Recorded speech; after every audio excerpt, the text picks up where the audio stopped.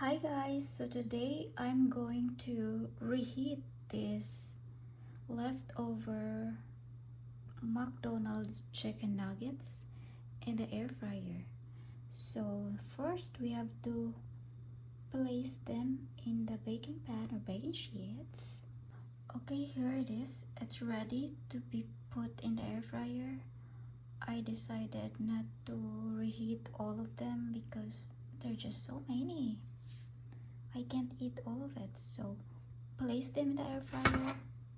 Set the air fryer to 350 Fahrenheit for 5 to 7 minutes. So here's our chicken nuggets.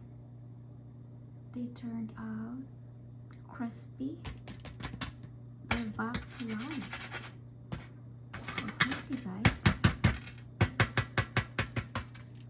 Yeah, they look great.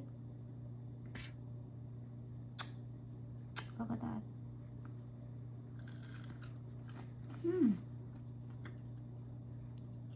Tastes fresh.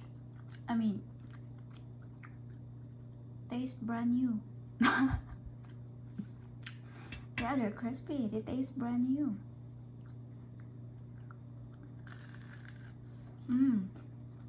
Really good.